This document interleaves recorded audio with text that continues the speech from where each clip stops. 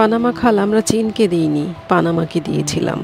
যেহেতু চীন এখন পানামা খাল নিয়ন্ত্রণ করছে, তাই আমরা পানামা খাল আবার ফেরত নেব। এভাবেই গত 20 জুন যুক্তরাষ্ট্রের 47তম প্রেসিডেন্ট অভিষেক ভাষণে হুমকি দিয়ে বসেছিলেন ডোনাল্ড ট্রাম্প। প্রতি উত্তরে পানামার প্রেসিডেন্ট হুঁশিয়ারও বলেছিলেন, পানামা খাল অন্য কোনো দেশের নিয়ন্ত্রণে নেই, এটি শুধু পানামার নিয়ন্ত্রণাধীন। চীন আসলে কতটা প্রভাব বিস্তার করছে পানামা খালের উপর, তাই জানব সপ্তমণ্ডলের আজকের পর্বে। মধ্য আমেরিকার ভেতর দিয়ে প্রশান্ত ও আটলান্টিক মহাসাগরের মাঝে সংযোগ স্থাপন করেছে 82 কিলোমিটার বিস্তৃত এই পানামা খাল।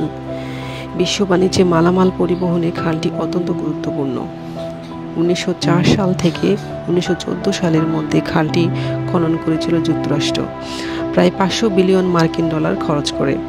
1999 সালে এক চুক্তির মাধ্যমে এই খালের নিয়ন্ত্রণ পায় পানামা।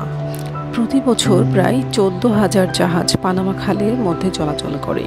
এই খাল সবচেয়ে ব্যবহারকারী দেশ দুটি হচ্ছে যুক্তরাষ্ট্র ও চীন। আমেরিকার প্রায় 70% মালামাল পরিবহন হয় এই পথ ধরেই। কিন্তু এই সময় যুক্তরাষ্ট্রে পানামা খাল নিয়ে এমন উদ্বেগের কারণ কি? বিংশ শতাব্দীর পর পানামা খালের চীনের প্রভাব বিস্তার করতে দেখা যায়। 2016 সালে খালটি সংস্কার করার পর আনুষ্ঠানিকভাবে খালটি ব্যবহারের জন্য খুলে দেওয়া হয়। নতুন বর্ধিত এই খালটির মধ্য দিয়ে প্রথম যে মালবাহী জাহাজটি অতিক্রম করেছিল তা কোন দেশের, তা অনুমান করতে পারছেন? হ্যাঁ, হয়তো বা আন্দাজ করতে পারছেন, চীনা মালবাহী জাহাজ কসকো শিপিং পানামা। কিন্তু চাইনিজ জাহাজ হলে নাম পানামা কেন? তাই তো, আসলে পানামা খালের এই বিশেষ উদ্বোধনী দিনের জন্যই নতুন নির্মিত জাহাজটির নাম এমনভাবে অনুমান করা হয়েছে। এমন গুরুত্বপূর্ণ দিনে চীনা জাহাজের মাধ্যমে খালটির যাতায়াত ব্যবস্থা উদ্বোধন করা নিঃসন্দেহে পানামার ক্রমশই বেড়ে ওঠা চীনের প্রভাবের দিকে ইঙ্গিত দিচ্ছিল। 2017 সালে পানামা তাইওয়ানের সাথে কূটনৈতিক সম্পর্ক ছিন্ন করে চীনের সঙ্গে সম্পর্ক স্থাপন করে। 2018 সালে প্রথমবার পানামা সফরে যান চীনের প্রেসিডেন্ট শি জিনপিং। সম্পর্কের সুবাতাস যখন তুঙ্গে, তখন পানামা খালের প্রশান্ত মহাসাগরীয় অংশে আমেরিকান সামরিক সাবেক বেস ক্যাম্প অ্যামাচরে পানামা সরকার চীন প্রশাসনকে তাদের ইনভাসি করার সুযোগ দেন। এই সিদ্ধান্ত পানামায় চীনা বিনিয়োগ ও প্রভাব বিস্তারের নতুন দিগন্ত উন্মোচন খুলে দেয়। চীনে হারবার ইঞ্জিনিয়ারিং কোম্পানি এবং চায়না কনস্ট্রাকশন কোম্পানি পানামা খালের চতুর্থ ব্রিজ নির্মাণের জন্য $1.4 বিলিয়ন চুক্তি স্বাক্ষর করে। এভাবে প্রতিটি প্রজেক্টের মাধ্যমে পানামায় ক্রমশই বাড়ছে চীনের প্রভাব বিস্তার। যুক্তরাষ্ট্রের বিরুদ্ধে লড়াইয়ে মনস্তাত্ত্বিক দিক থেকে এগিয়ে যাওয়ার পরিকল্পনা রয়েছে চীনের। পানামার সাথে নিজেদের সম্পর্ক মজবুত করার লক্ষ্যে কোনো চেষ্টার ত্রুটি রাখছে না চীন।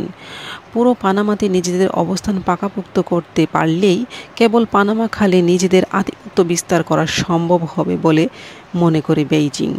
তবে চীন সব দিক থেকে যে ফায়দা লুটতে পেরেছে এমন না। চারিদিকে যখন চীনের অর্থনীতিগুলো মাকড়সার জালের মতো ছড়িয়ে পড়ছিল, ঠিক তখনই ট্রাম্পের তর্জন গর্জনে লাতিন আমেরিকায় ভেস্তে বসেছে চীনের এই চারিচুরি। পানামায় চীনের প্রভাব না কমলে সামরিক শক্তি দিয়ে আক্রমণের হুমকি দেওয়ার পরপরই পানামা আদাজল খেয়ে লেগেছে দেশটিতে চীনের প্রভাব কমাতে। অন্যদিকে বিশ্বের অন্যতম পরাশক্তির যুক্তরাষ্ট্র কিছুটা সংখ্যায় ভীত সন্ত্রস্ত। কেননা হঠাৎ কোনো বৈশ্বিক যুদ্ধাবস্থায় ক্যারিবিয়ান সাগর ও প্রশান্ত মহাসাগরে নিজেদের মিলিটারি বাহিনীর উপস্থিতি নিশ্চিত করতে এই খালটির ভীষণ প্রয়োজন পড়বে আমেরিকার। তবে যতই অভিযোগ উড়িয়ে দেওয়া হোক না কেন, আমেরিকার মতো অনেক বিশেষজ্ঞদের দৃঢ় বিশ্বাস পানামা খালের পেছনে আসল কলকাঠি নাড়ছে চীন। আর সব তথ্য প্রমাণ তাই বলছে। যা রটে তা কিছু না কিছু তো ঘটেই। চ্যানেলটি ভালো লাগলে লাইক, সাবস্ক্রাইব করবেন। নতুন নতুন ভিডিও পেতে বেল আইকনটি বাজিয়ে রাখুন। ভালো থাকবেন।